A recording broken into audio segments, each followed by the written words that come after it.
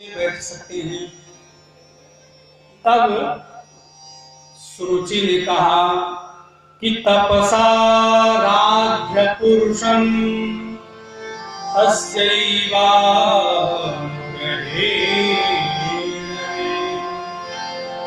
गर्भे त्वं साधयात्मानं यदीक्षसे इंद्रभासनम्। तुम भगवान की तपस्या करो, परम पुरुष परमात्मा की तपस्या करो, और वे परमात्मा जब प्रसन्न हो जाएंगे तो उनसे कहना कि मुझे सुरुचि माँ की गर्भ प्रदान करो। और जब सुरुचि माँ के गर्भ से प्रकट होगे तब तुम अपने पिता की गोद में बैठ सकते हो। यदि सुरुचि के इस वाक्य ने भक्त और भगवान दोनों का अपमान किया है, दोनों का अपमान किया। जिसको भगवान मिल जाए संसार में कभी आएगा, कभी ना आए। लेकिन इसने अपने गर्भ को इतना बड़ा मान लिया कि भगवान प्रसन्न होकर दर्शन दे तब भगवान से कहना कि वो सुरुचि माँ का गर्भ प्रदान करे। भगवान का दर्शन करने वाला गर्भ में आता ही नहीं, वो तो सदा मुक्त हो जाता है। पर ध्रुव जी को बड़ा कष्ट हुआ। ध्रुव जी बेचारे रोते हुए अपनी माँ के कक्ष में पधारे। माता ने कहा, बेटा क्या क्यों रुदन कर रहे हो? ध्रुव जी ने रोते हुए सारी बातों को बताई। तो सुनीति ने कहा, सुनीति का अर्थ ही होता है सुष्ठु नीति, सुनीति, सुंदर नीति को सुनीति बोलते हैं। जो शास्त्र सम्मत नीति हो, जो धर्म सम्मत नीति हो, उसी को सुनीति बोलते हैं। और सुरुचि माने जो मन को अच्छा लगे, वो सुरुचि। सुनीति ने कहा कि बेटा देखो, तुम्हारी विमाता है सुरुचि, जो भी बताना अच्छा बताया। क्यों? कि भगवान को तो प्राप्त करने के लिए अपने पुत्र को सबको बताना चाहिए। जो बात आज तक मैंने नहीं बताई वो तुम्हारी विमाता ने बताई है। तुम क्षत्रिय बालक हो, चुकना मत। ध्रुव जी ने कहा, बिल्कुल, अब मैं भगवान को प्राप्त करूंगा। देखो, क्षत्रिय बालक है, मात्र 5 वर्ष की अवस्था में ध्रुव जी घर का परित्याग करके वन की तरफ निकल पड़े। मार्ग में नारद जी का दर्शन हुआ। नारद जी ने कहा, बेटा ध्रुव कहाँ जा रहे हो? हैं? कहाँ जा रहे हो? ध्रुव जी ने कहा कि भगवान, मैं भगवान को प्राप्त करने जा रहा हूँ। अच्छा, तुम 5 वर्ष के बेटा हो, हैं, बच्चे हो, भगवान को प्राप्त करोगे? अरे जो हजारों हजारों लाखों वर्षों से तपस्या कर रहे हैं, वे बेचारे आज तक तो भगवान को प्राप्त न कर सके, तुम कैसे प्राप्त करोगे? मुनयः पदवीं यस्य निःसंगेनो जन्मभिः न विदुर्मृगयन्तोऽपि विभ्रजो समाधिना। ये जो निरंतर मननशील मुनि हैं, ये तो न जाने कितनों जन्मों से ही भगवान को प्राप्त करना चाहते हैं, पर आज तक ये भगवान को प्राप्त नहीं कर सके। तो तुम भगवान को कैसे प्राप्त करोगे? विदुर जी ने कहा, जैसे भी प्राप्त करें, पर हम तो भगवान को प्राप्त करके ही वापस लौटेंगे। नारद जी ने कहा, चेला बड़ी बढ़िया है? गुरु जी लोग भी अच्छे चेलों की खोज में रहते हैं। नारद जी ने तुरंत दीक्षा दी, द्वादशाक्षर नाम प्रदान कर दिया। द्वादशाक्षर मंत्र प्रदान करके विधि भी बताई, बेटा चले जाओ और इस मंत्र का जप करना। कहाँ? बोले यहाँ से सीधे मधुपुरी चले जाओ, मधुपुरी में जाकर के स्नान करो, और स्नान करके मधुपुरी में भगवान का ध्यान करो, क्योंकि मधुपुरी जो है वह मोक्षदायिनी है। वहां भगवान का तुम ध्यान करो, भगवान प्रसन्न हो जाएंगे।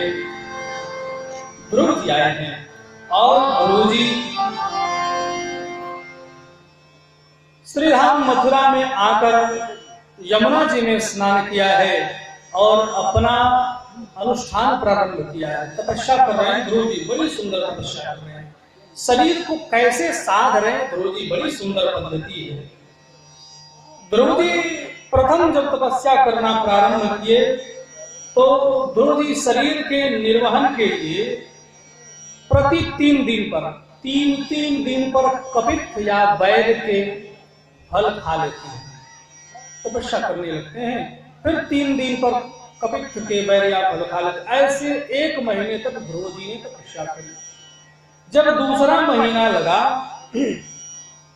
तब ध्रुव जी ने 6 दिन पर सूखे पत्ते या साग खा लेते हैं। 6 दिन पर पूरे 1 महीने तपस्या करी। 2 महीना तपस्या पूर्ण हो गया। जब तीसरा महीना लगा तब ध्रुव जी ने और कठोर नियम लिया। अब तो ध्रुव जी 9 दिन पर एक बार जल का आहार करते हैं। पूरे 1 महीने 3 महीने तपस्या पूरी हो गई ध्रुव जी की। चौथा महीना लगा, ध्रुव जी ने श्वास पर विजय प्राप्त किया और 12 दिन पर अब भक्षः केवल वायु का आहार करते हैं। वायु आहार करते हैं 12 दिन पर एक बार। 1 महीने तपस्या करी, 4 महीने ध्रुव जी ने तपस्या करी है, वायु पर विजय प्राप्त कर लिया ध्रुव जी ने। फिर ध्रुव जी ने ऐसा प्राणायाम किया, अपनी श्वास को अवरोधन किया कि ध्रुव जी की समष्टि व्यवस्थी में बदल गई। संपूर्ण सृष्टि के प्राणियों की श्वास रुक गई, सबकी प्राण गति रुक गई, सब व्याकुल होने लगे, तड़पने लगे। सब देवता भी परेशान हो गए, भगे भगवान के पास गए, भगवान से निवेदन किया, प्रभु हम सब प्राणियों के प्राण घुट रहे हैं, रक्षा करो, न जाने क्या हो गया है। भगवान ने कहा चिंता मत करो, तुम सब जाओ, उत्तानपाद का बेटा ध्रुव मेरी तपस्या कर रहा है, मैं जाके उसके दुराग्रह को शांत करता हूँ। और भगवान गरुड़ पर सवार होकर, भगवान ने एक अवतार यहाँ लिया है। भागवत के अनुसार भगवान का यहाँ एक अवतार सहस्र शीर्षा अवतार हुआ है। भगवान जो प्रकट हुए हैं 1000 सिर है भगवान के।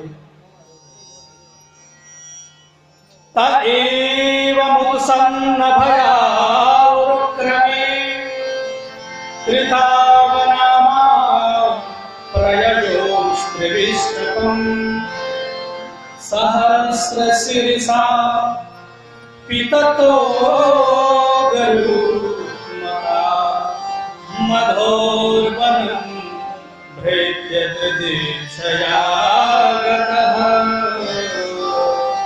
मधोर्वनं भृत्यदृदीक्षया गतः। भगवान गरुड़ पर सवार होकर सहस्र शीर्षा रूप से ठाकुर जी मधुबन में आए हैं। मधुबन में ठाकुर जी क्या करने आए? ध्रुव को दर्शन देने। बोले निद्रक्षया भृत्य मधुबन माने होता है दर्शन कर्तुम क्षया, भक्त का दर्शन करने भगवान आ रहे हैं, ठाकुर जी पधारे हैं। ध्रुव जी के सामने ठाकुर जी आकर खड़े हो गए, पर ध्रुव जी तो आंख बंद करके और ध्यान कर रहे हैं, भगवान का ध्यान कर रहे हैं। अंतर हृदय प्रदेश में जो ठाकुर जी की बाकी झांकी है उसी का दर्शन कर रहे हैं ध्रुव जी। ठाकुर जी ने कहा कब तक प्रतीक्षा करेंगे? ठाकुर जी ने जो ध्रुव जी के हृदय में झांकी थी उसको तिरोहित किया, आंख खुली देख रहे हैं, सामने ठाकुर जी खड़े। बोलो भक्तवत्सल भगवान की। ध्रुव जी सोच रहे हैं भगवान प्रकट हुए तो स्तुति करें, है?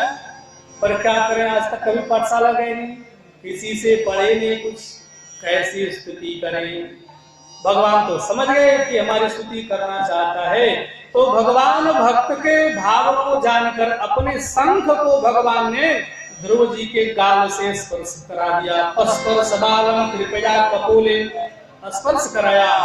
ध्रुव जी के अंदर समस्त वेद वेदांग समाहित हो गए। फिर ध्रुव जी ने स्तुति करी भगवान की। योऽन्तः प्रवीण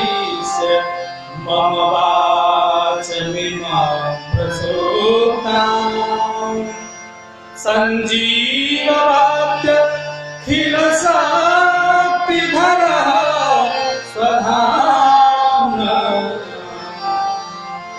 अन्यासहस्रचरण श्रवण त्वगादे प्राणान्नमो भगवते पुरुषाय तुभ्यं प्राणान्नमो भगवते पुरुषाय तुभ्यं।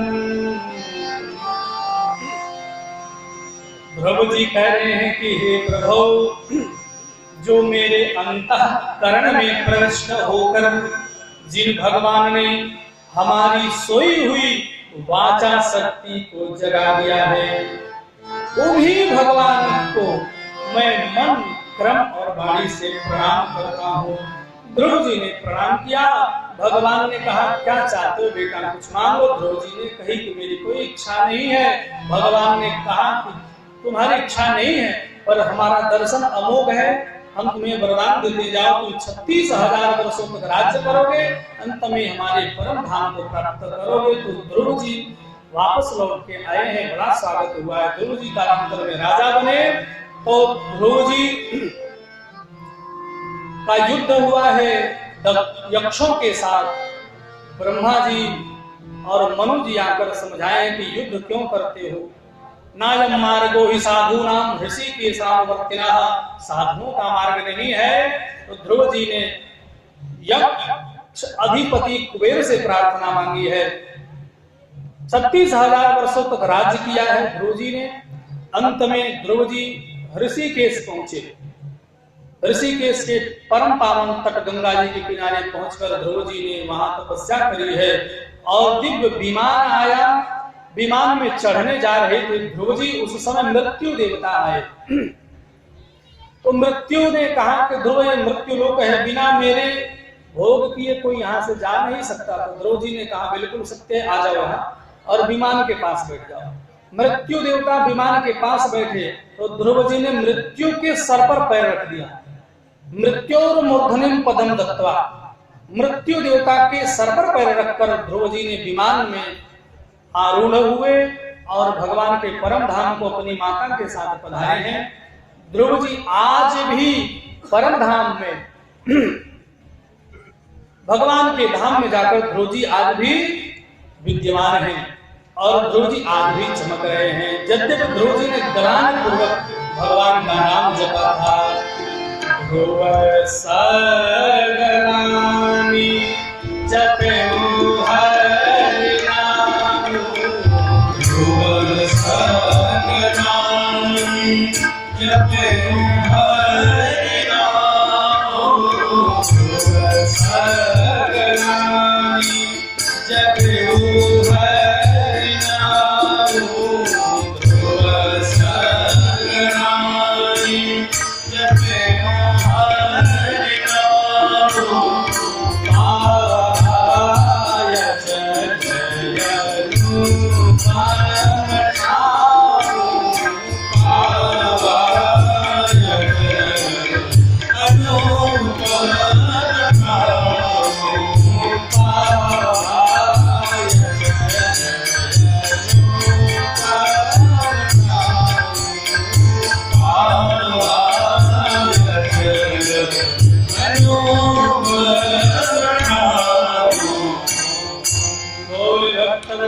भगवान की